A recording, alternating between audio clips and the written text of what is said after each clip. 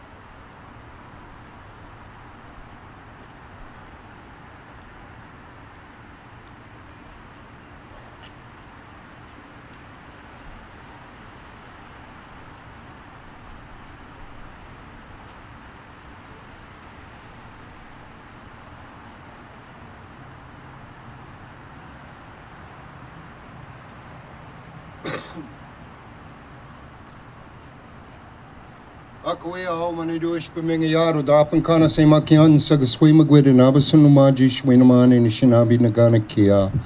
Uno gum geji manidu jawi na maon in shinabi dukuma in dashingi mashkazi and amiga di wagaud namaji ogima. In dash manidu daga a shwinaman in shinabe. Amina wagoge niga gigita na manidu iwidi wabanong. Ombe mamajan manidu iwidi.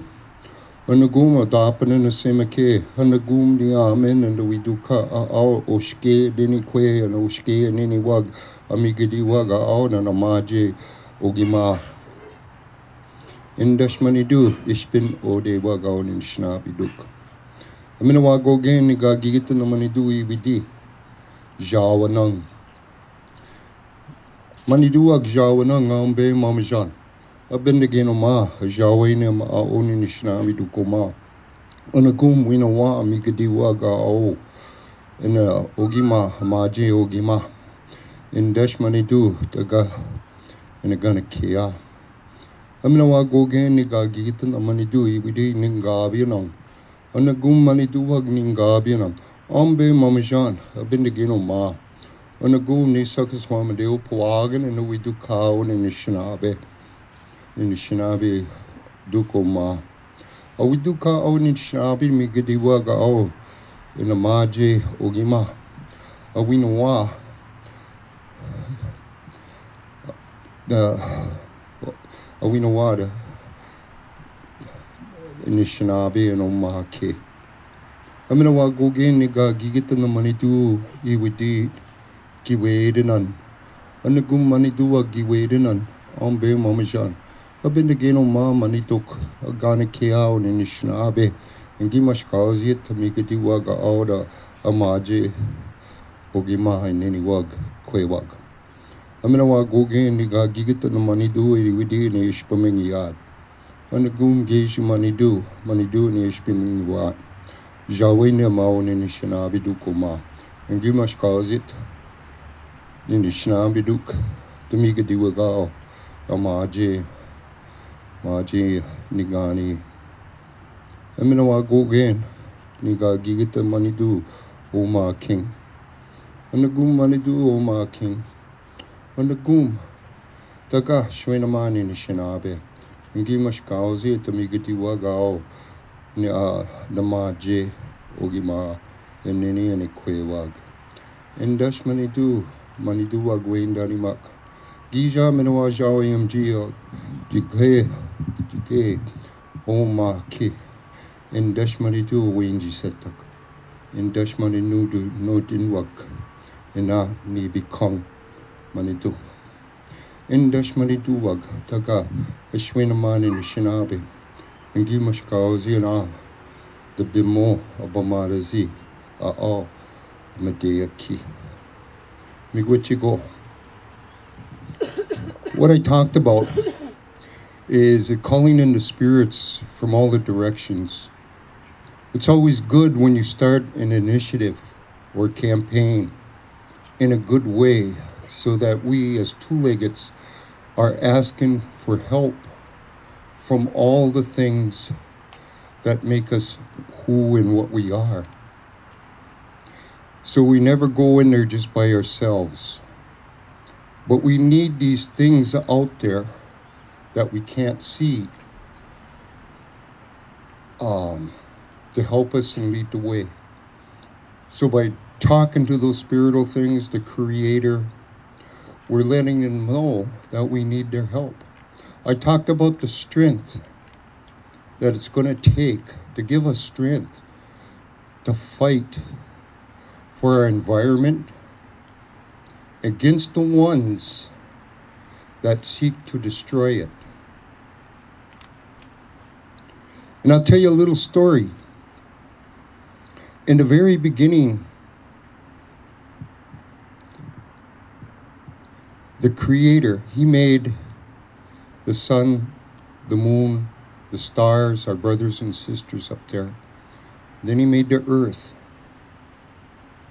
And then He made the 4 great grandfathers that stand in each of those directions. But He looked and He wasn't done. So He made the green things.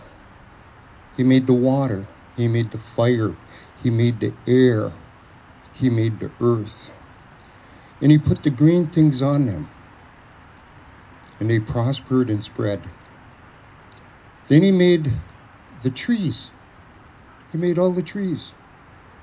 Oh, it was a good thing He put out there. But yet He wasn't done. Then He put the animals, the Wisiugs. All the animals in the world. He made those. Oh, beautiful, beautiful. But it wasn't done. Sat back and think, what more can I do? So He made the two-leggeds. He made the two-leggeds. And when you look at it today, the birds, the animals, the water, the air, the trees, the grass, the bush, they were here before us. They don't need us, but we need them. And we became so intelligent that we declared war on them. We destroying what gives us life. So we need initiatives like this. We need to say no more. No more. I know it didn't sound like a whole bunch that I talked about in Ojibwe language. But the meaning behind the words are in depth and in layers, just like our lives. We always got to do more. We need to step up to the plate. We need to put forth the effort if we wish to survive.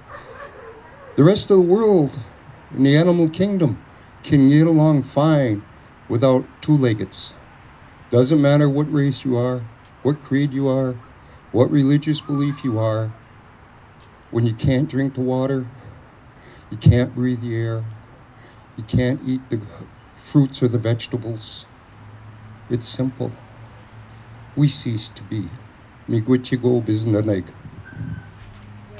Thank you, Skip, for starting us off in such a beautiful way. We collectively acknowledge that Duluth is located on the traditional, ancestral, and contemporary lands of the Indigenous people. Duluth resides on land that was cared for and called home by the Anishinaabe people and Dakota people before them, from time immemorial.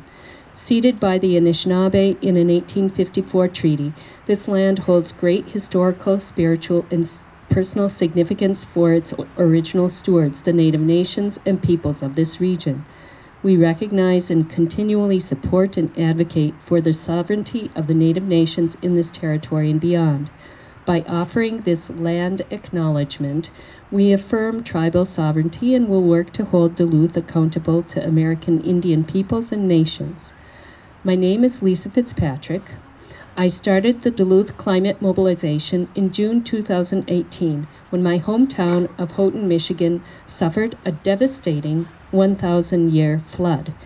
During one tremendous storm, streets and houses were washed away, more than 60 sinkholes formed overnight, and a child was killed. Yet, because there are so many catastrophic climate events, this barely made the news 200 miles away in Duluth, Minnesota. Enough is enough. Our climate is changing quickly. In addition to massive floods and droughts, unprecedented wildfires are raging in the western states. Yet the U.S. federal government has not taken action to stop or mitigate human-caused climate change. In most cases, local governments are left to clean up the expensive messes. Consequently, states, counties, and cities must take the lead in addressing ongoing climate change. The climate mobilization. This is an all-hands-on-deck transformation of society by declaring a climate emergency city by city. The Duluth Climate Mobilization, a new grassroots group of Duluth residents, has a plan. Sustained reductions in carbon emissions, an all-hands-on-deck transformation of all sectors of our economy, and declaration of a climate emergency by the Duluth City Council. Izzy Laderman is a junior at East High School. She is one of the organizers of the Youth Climate Strike and is extremely passionate about the environment. Welcome, Izzy. Hi. So, as she said, my name is Izzy Laderman. I use she, her pronouns, and I'm 16 years old. I'm a junior at East High School, which is why I'm wearing all purple. It's Spirit Week. I don't normally dress like this. Honestly, when these fabulous people asked me to speak about declaring a climate emergency, I was a little taken aback. Declaring a climate emergency seemed a little strong to me. But then I thought about it. If anything is an emergency, this is one. I think about all the kids my age, including myself, deciding not to have kids because of the climate crisis. That is an emergency. I think of all the people dying and suffering right now, and that is definitely an emergency. I think of the floods, the people losing their land, the droughts, the fires, the hurricanes, and so much more. These are all emergencies. Here in Duluth, one of the two places the New York Times named safest from the climate crisis, seeing the emergency can be hard, especially when erratic weather is normal in this neck of the woods. But using our privilege as Duluthians, we need to make the emergency here so we can help elsewhere, where people are suffering so much more. And declaring an emergency doesn't just help the now, it helps me when I'm deciding whether or not to have kids. If Duluth decides to take action now, it can help my future and my generation's future be safer and cleaner. This is my future, my generation's future. The future is what the City Council should be thinking about. They should be thinking, how does this ordinance or law help the future? And not taking action does the opposite of help. It dooms us. It dooms me. But if they take this seriously, if they hear my voice and our voices and take action, maybe my future can be saved. In an emergency, you take action. You help. And that is what we need to do right now. So in 20 or 30 years, I am not looking back and cursing the people who are in charge. So in 20 or 30 years, I can be proud of what my city did to help this crisis. This is an emergency. Please, for me, for my generation, do something about it. Thank you, Izzy. Our next speaker is Bill Mittlefehldt. Bill is an economics educator with many years of experience, including at public schools and with the clean energy resource teams. And he and his daughter launched a canoe trip from Duluth to New York City, gathering 22 stories illustrating how America works well at the grassroots level. Bill. Great. Thanks, Lisa. Thanks, Izzy. This is a delight. Let me tell you, this is a magical spot. And She just told the story about the father-daughter trip. There's big magic right here. We started over there, and we ended up in New York over there. And it changed our lives. But it convinced us that lake is deadly beautiful, and it's got magic that influences all of us every day. So let me speak to that. I also taught economics for 30 years, and I'm very motivated, so I'm delighted that you took the time and effort to share. Thanks, Skip, for the blessing and the inauguration, and thanks, Izzy, for the leadership. I don't know if you saw that in the news, but Izzy and a number of her friends rallied, I think, 200 people down at City Hall on Friday, and it was very impressive. Why? Because it was in sync with what was going on nationally, that was millions of people, and internationally, that's multi-millions of people. So there's something huge going on, and it's not us, and we're not alone. If you doubt this, go down to the lake and throw a stone. And as you see those ripples, think about those ripples going across the planet of the Earth, because they're bringing you energy because you're part of that process. So let me get into my timed presentation. Are you ready? We need exactly what you brought, because you brought your talent and your team with you. We like you and your network, and we need you very much, because we have 10 years. You've got the timeline on this. 10 years to change your life, and our way of living. It has to do with changing the energy sources, which now are, I think, 75% fossil fuels, and that's going to be deadly to our kids and our grandkids unless we change the level of concentration right now. So if we have 10 years, this is projecting the curve out, we have the first 5 years have to have the largest impact if you want to measure the results based on the 10th year. Do you follow me there? That's why we need everybody who's not here to come to the rally call that Lisa has offered. So we're excited that so much media has shown up, because this is the beginning of something we think will be analogous to a World War II initiative. But let me first brief you on 3 negatives that might be in our way before we focus on the final thing, which is very positive. Okay. This is the first negative, is growing economic inequality in the U.S. You may have noticed that the U.S. economy is growing. It's at full employment right now. That's the good news. We're going to produce more than $20 trillion worth of economic value with our GDP. All right, that's the good news. The bad news is wages have not grown very much since the 70s. But they're growing really fast at the top for managers and CEOs.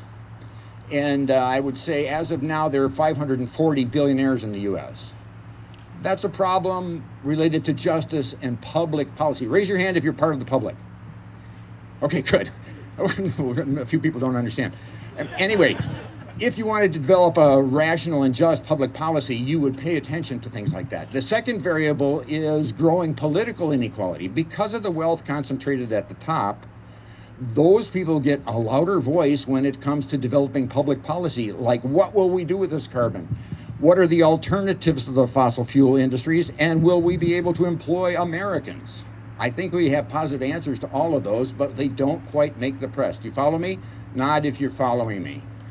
We need a louder voice, and the political inequality is something we're going to have to deal with in the first 5 years, okay? That's a task, especially for some of you young people. And if you saw Gichi-Ode speaking at the UN, she made quite a dramatic point in that regard. The third factor that is the negative is the growing amount of dark money that is influencing our political process. You may have noticed that recently when your chief executive tried to get another country to interfere with our election again. Nod your head if you know what I'm talking about. Okay, good. That's a little more mysterious. But rumor has it, consequently, there are big things going on in Congress this week. But we can respond to this. All right, now this is getting to the positive start. The positive part is we have hope. We are designed as religious entities. You have been designed to renew your hope with things like lake, people, partners, technology. We have the capacity to transcend our particularity as we engage in things that are universal and enduring. You get a little of that in your life. You don't get a lot. But if you get a little, you're a lucky person. So it awakens in you exactly what I think Skip was talking about, is the gratitude for the Creator. We have been given all this symbiotic synergy, the wonderful air, the clean water, the animals, the plants, the friends, and the community that we can celebrate, because these bring out the best angels in our nature. And that's exactly what we're going to need if we're going to successfully encounter this. And we need everybody on board, as Lisa said. So let me wrap up. We have one of the best mayors in the state. You probably know that by now. Let me list a few things that she's done. First of all, she's a terror on the abacus. Did you know that? When she was young, she got recognized for how good she was on the abacus and moved on to computers. All right. Then she's been a successful mother. Then she's been a successful businesswoman in our community. And now she's not only a successful mayor, but she's starting to have a statewide impact because she brought our city into the U.S. Climate Mayors Association, which is 383 cities trying to achieve the Paris Accords in spite of the administration. Nod your head if you know what I mean. In spite of the administration. Okay, good. We like that. We like this mayor. She's doing a fabulous job, and we just learned that she has added a sustainability coordinator to the next budget in case you needed some help navigating the future with the climate reductions we're going to have to achieve in the first 5 years. So that's an awesome thing, and she had to work to sell that budget item. So let me wrap up and say, we're delighted you're here. We need what you've got. We've got to have media partners to tell the story. So if you've got a good story, let us know. We'll try and get it either in PACT-TV or on commercial TV. But we've got to share the positive stories because this is the beginning of a second industrial revolution in the U.S. Only this one's going to be sustainable, and we can live with it so our kids will not suffer. And I think our next two speakers are going to talk about some of the health impacts that may be emerging if we don't. Our next speaker is Margaret Kirtley-Sternberg. She is a Duluth public health nurse who is deeply concerned about health implications of the climate crisis. I want to talk about the public health implications of climate change. Right now, studies are showing that climate change is negatively hurting people in every subspecialty of medicine. It does that in a whole bunch of ways, and I won't tell you all of them, just a few examples. Like availability of supplies. When Hurricane Maria hit Puerto Rico, it knocked out an IV saline factory. And hospitals throughout North America had to make do with the IV saline that they could find. And it's ubiquitous. It's used like Band-Aids. It's everywhere, except that it's life-threatening sometimes if you don't get it. So that availability of supplies could be a problem. Also, just getting the care to your patients. If a person is evacuated because of a potential strike of a hurricane and they miss a radiation treatment, that's going to decrease their chances of surviving their cancer. And it's happened often enough. Now we have studies that show that.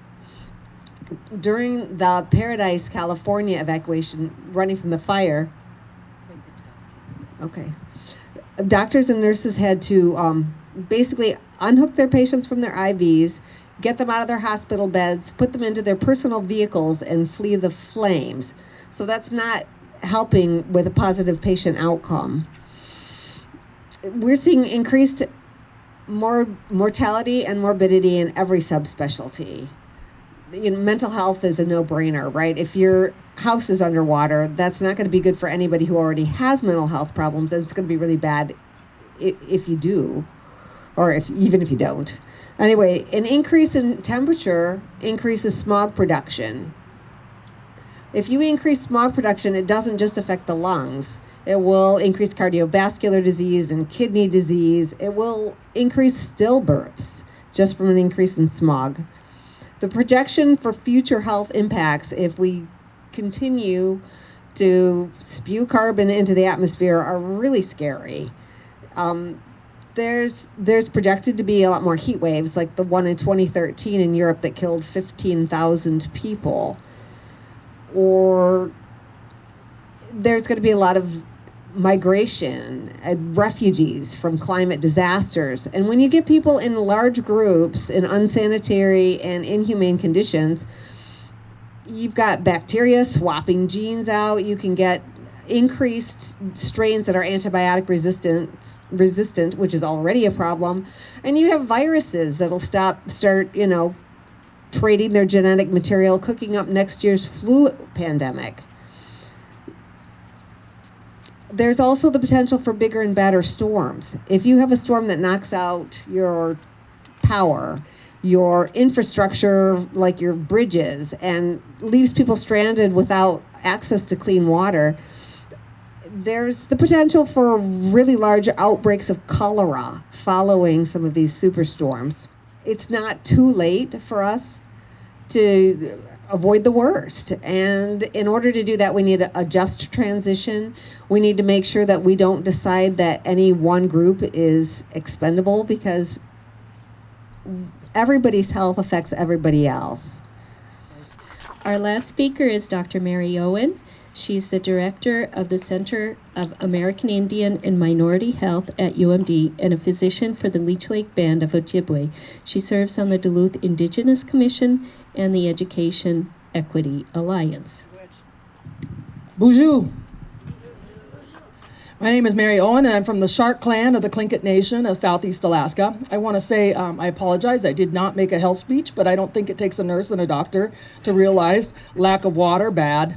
So lack of clean water, bad. So I think you guys all can figure that out. I am going to go more on our professor of economics line of thinking here and take you down another road.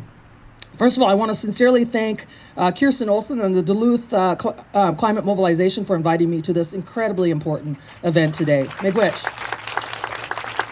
Like most of you, I too am extremely anxious about the future, especially given what we humans have done and what we're continuing to do to the planet. But I'm most anxious about the impact that global warming will have on the people and populations that are least able to protect themselves from the effects of climate change. We don't have to search very long for a more recent example of exactly what I mean. Hurricane season in the Caribbean is growing more and more fierce. Recently, Hurricane Dorian hit the Bahamas and completely wiped out a shanty town that was home to the largest group of Haitian refugees. Not a single dwelling remained. Residents of the community, unlike the thousands of tourists visiting the island or the wealthier homeowners, had no insurance. They have no backup homes, and they are the servant class for the Bahamas. So they don't get paid time off or vacation time to fix their destroyed homes. Let's look a little bit closer to home and consider Hurricane Katrina. 90,000 fewer African American people now live in New Orleans. And that's not because they suddenly don't like New Orleans, the place where many of their families lived for generations. It's because of social inequities that were worsened by catastrophe. The United Nations Department of Economic and Social Affairs published a working paper in October 2017 called Climate Change and Social Inequity, or Inequality. Sorry, I'm used to inequity from our work with education.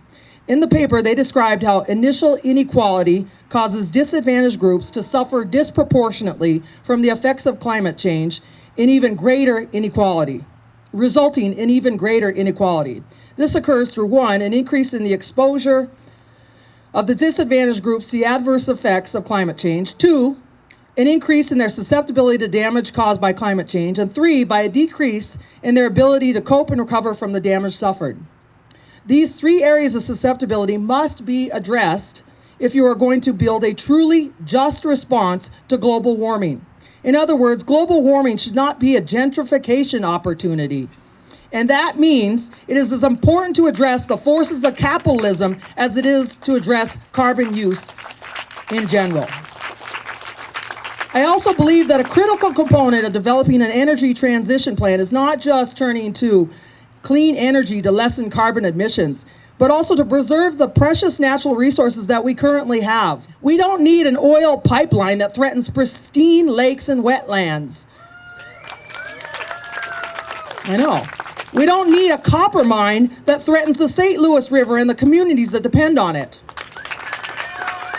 Just this past March, the Duluth News-Tribune reported that the EPA agreed with Minnesota and Wisconsin officials that fish tumors and other deformities caused by toxic pollution are no longer a major problem in the lower river and the Twin Ports. Well, I don't know about you, I feel better now. Bring on the copper mine. Let's have it. It's not rocket science, or even complicated for that matter, as some would have us believe. It's always putting people before profits. So yes, we must be prepared, but as importantly, we must be very intentional in our efforts to protect the most vulnerable communities. Sometimes this might mean providing more resources for poorer communities, but this is what it will take to provide equal protection in an unequal world. Let's take this opportunity to do things differently and always put people before profits. Miigwech, gonna shish. Thank you, Dr. Mary. So, here are our calls for action to our city officials. For the good of all Duluth, declare a climate emergency and commit Duluth to a just transition of zero net carbon emissions. To our supporters, be brave, be bold, be loving. Join us. And I would like to thank all of you for coming here to the campaign launch event. Please check out our website at duluthclimatemobilization.com to see our full climate emergency resolution, and then you can like us on Facebook to learn about upcoming events. Together, we can hold our elected official accountable to the climate crisis. Together, we must change. Together, we can change. And together, we will change. Thank you so much for coming. Big wait.